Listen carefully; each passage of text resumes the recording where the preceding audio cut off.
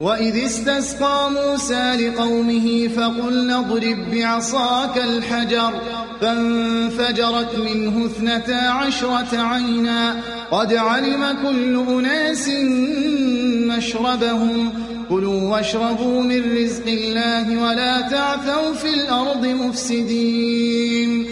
یاد کرو جب موسیٰ نے اپنی قوم کے لیے پانی کی دعا کی تو ہم نے کہا کہ فلاں چٹان پر اپنا عصا مارو، چنانچہ اس سے 12 چشمے پھوٹ نکلے، اور ہر قبیلے نے جان لیا کہ کون سی جگہ اس کے پانی لینے کی ہے۔ اس وقت یہ ہدایت کر دی گئی تھی کہ اللہ کا دیا ہوا رزق کھاؤ پیو اور زمین میں فساد نہ پھیلاتے پھرو۔ وَإِذْ قُلْتُمْ يَا مُوسَىٰ لَن نَّصْبِرَ عَلَىٰ طَعَامٍ وَاحِدٍ فادع لنا ربك يخرج لنا مما تنبت الأرض من بقلها وقثائها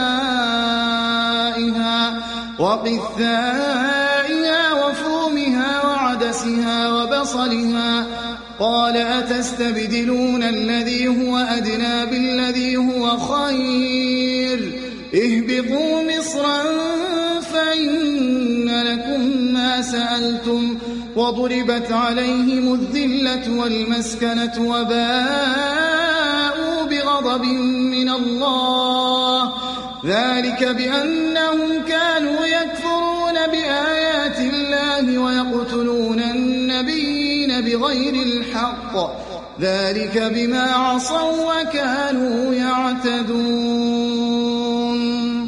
یاد کرو جب تم نے کہا تھا کہ اے موسیٰ ہم ایک ہی طرح کے کھانے پر صبر نہیں کر سکتے، اپنے رب سے دعا کرو کہ ہمارے لیے زمین کی پیداوار، ساگ، ترکاری، کھیرا، ککڑی، گیہوں، لہسن، پیاز، دال وغیرہ پیدا کرے۔ تو موسیٰ نے کہا کیا ایک بہتر چیز کی بجائے تم ادنا درجے کی چیزیں لینا چاہتے ہو؟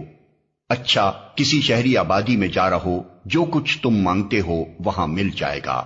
آخر کار نوبت یہاں تک پہنچی کہ ذلت و خواری اور پستی اور بدحالی ان پر مسلط ہو گئی اور وہ اللہ کے غضب میں گر گئے۔ یہ نتیجہ تھا اس کا کہ وہ اللہ کی آیات سے کفر کرنے لگے اور پیغمبروں کو ناحق قتل کرنے لگے۔ یہ نتیجہ تھا ان کی نافرمانیوں کا اور اس بات کا کہ وہ حدود شرع سے نکل جاتے۔